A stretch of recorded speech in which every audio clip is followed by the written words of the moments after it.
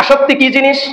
যেমন টাকার নেশা, টাকার পিছনে দৌড়াতে হবে, জীবনে টাকাই সবকিছু, সেটা হালাল হোক হারাম হোক, এই আসক্তি তাকে গ্রাস করে দিছে, তাকে তার মনুষ্যত্বকে একদম শেষ করে দিয়েছে টাকার আসক্তি।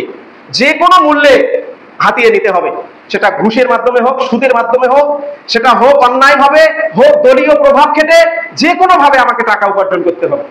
আর এই রোগ আমাদের মধ্যে সবচেয়ে বেশি, এই আসক্তি অন্তরের ব্যাধি। কেউ কখনো ভাবে না যে আমার নসিবে যতটুকু রিজিক আছে এতটুকুই আল্লাহ আমাকে দেবেন, আমার প্রচেষ্টার মাধ্যমে হয়তো তার চাইতেও বেশি দিতে পারে, কিন্তু আমি যে অলস ভাবে অন্যায় ভাবে যে আসক্তি এবং টাকার নেশার পিছনে ছুটতেছি, এটা যে কখন আমি অন্তরের রোগে আক্রান্ত হয়ে গেছি, আমি যে কখন নফসের কাছে শিকলবন্দি হয়ে গেছি, এটা কিন্তু আমরা বুঝতেছি না। এরপরে আরো অনেক আসক্তি আছে, বিভিন্ন জনের বিভিন্ন রকম আসক্তি।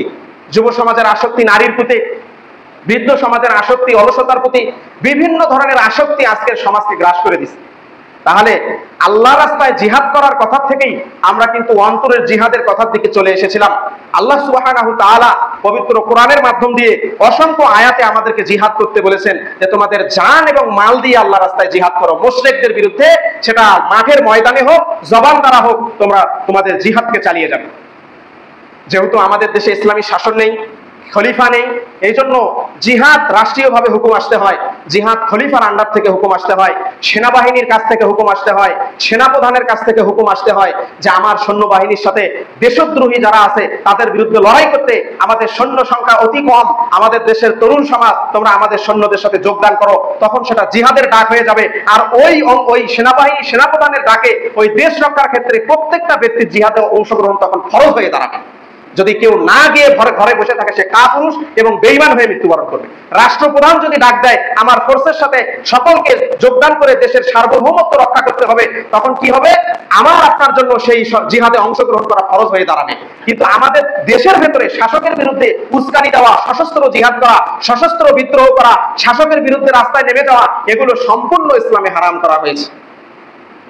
এই কথা বললে তো ইসলামী আন্দোলনের লোকেরা আমাকে গুলি করে মারবে, যা আপনি ইসলামের শত্রু।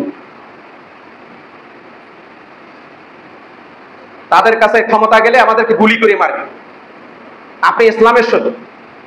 শাসক যারাই হোক, তারা যদি তাগুতের অনুসারী না হয়, আল্লাহর আইনের পরিবর্তে যে আইন পাশ করা হয় সেটাই তাগুত, আর সেই আইন মানা প্রত্যেকটা ব্যক্তির জন্য হারাম। কিন্তু যতক্ষণ শাসক প্রকাশ্য নামাজকে অস্বীকার না করবে, যতক্ষণ শাসক প্রকাশ্য ইসলামের বিধানকে লঙ্ঘন না করবে, ইসলামের কোনো বিধানকে ঘোষণা না দিবে যেটা মানা যাবে না, ততক্ষণ শাসকের বিরুদ্ধে সশস্ত্র কোনো যুদ্ধ বিগ্রহ করা যাবে না। তবে প্রতিবাদ করতে হবে।